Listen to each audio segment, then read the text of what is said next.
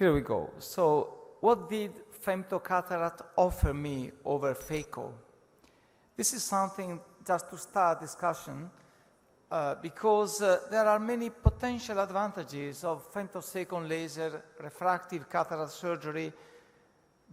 As for the capsulotomy, this is a precisely sized and well-centered or custom-centered capsulotomy, potentially minimizing damages to surrounding ocular tissues. It allows a consistent IOL placement in the capsular bag. Lens fragmentation, we might save phaco energy, and that's important in many instances, as the capsulotomy is so important in difficult eyes, especially those with a very shallow anterior chamber. Then we have the corneal incisions that can be precisely located with an accurate incision architecture with better post-operative healing. And we also have arcuate incisions to get rid of astigmatism and to reduce our need for toric IOLs. Are those advantages true in clinical practice? As for the capsulotomy, I should say yes, because I had no anterior tear in my experience. Even in the two eyes that had an ECL, even in the eye with an anterior chamber IOL, a Bikoff lens, and an RK. Two eyes with nystagmus. I had only two eyes with tags and small bridges in RK eyes, but still now RK eyes are not a contraindication to femtosecond laser cataract surgery. Other differences between femtosecond energy and US energy there are, because femto energy is light, so it is blocked by opaque tissues, while US energy is movement. It's not blocked by opacity, but by hard tissue. So the phaco energy is not sensitive to opacity, while the femto energy is sensitive to opacity. And for this reason, in white cataracts, only capsulotomy can be done. Femto energy is delivered in small shots, so it's sensitive to small eye movements or micro movements like saccades, while US energy is not influenced by eye movements. Actually, holdability is not influenced by eye movements because we are in control of the eye during the treatment. The femto energy cannot be adjusted during surgery, and we still have to learn a lot about presetting of this energy, while femtosecond laser can be easily adjusted during surgery.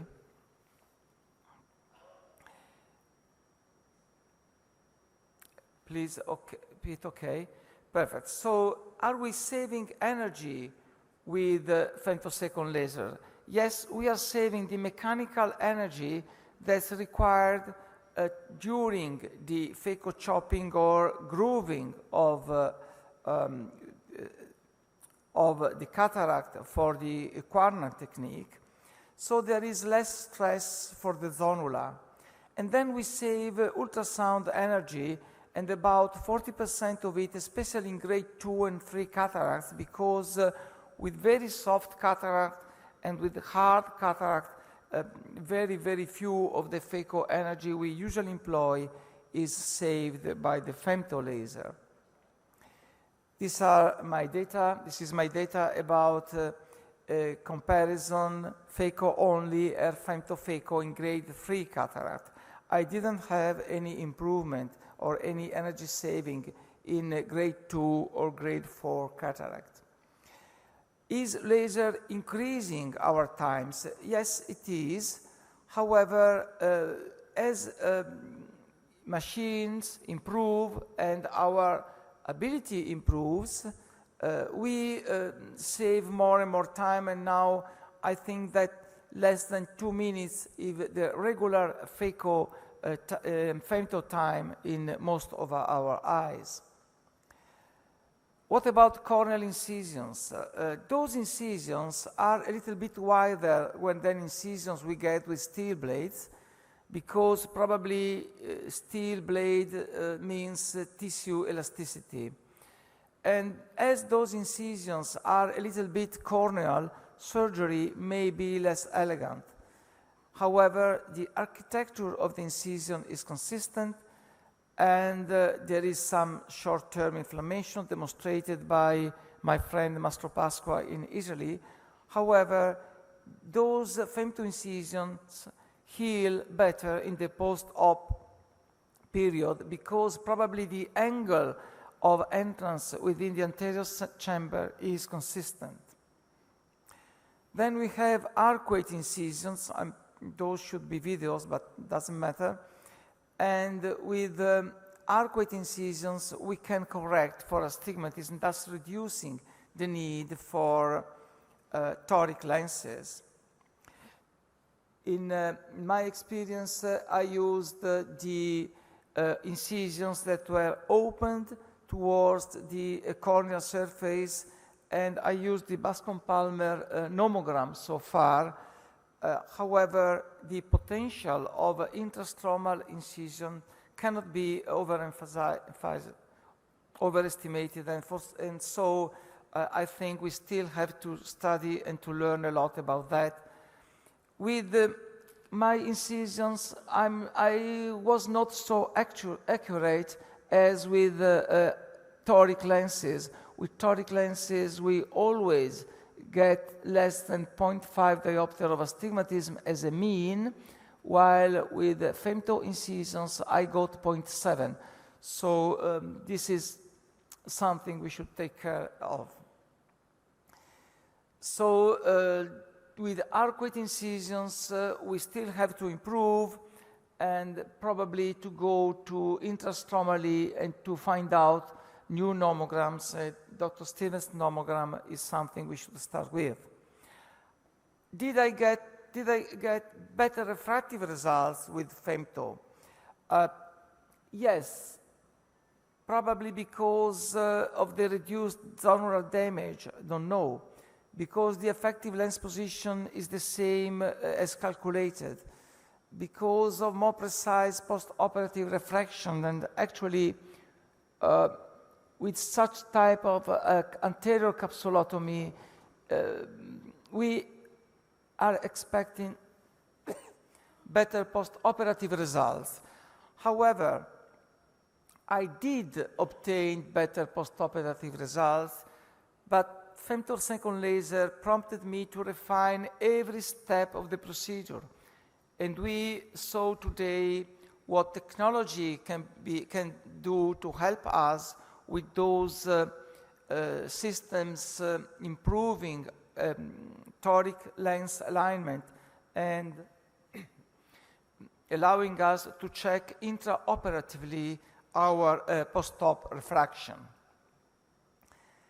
There are contradictory findings out of the literature, because a few surgeons stated that we are obtaining better areola centration at 1 year as compared with a manual capsulorhexis. Other papers say that centration is similar, but refraction is stabler, and comparing refraction in 1 week, at 1 month, and at 6 months, this study found out that when the capsulorhexis is well-centered and circular, results are stabler.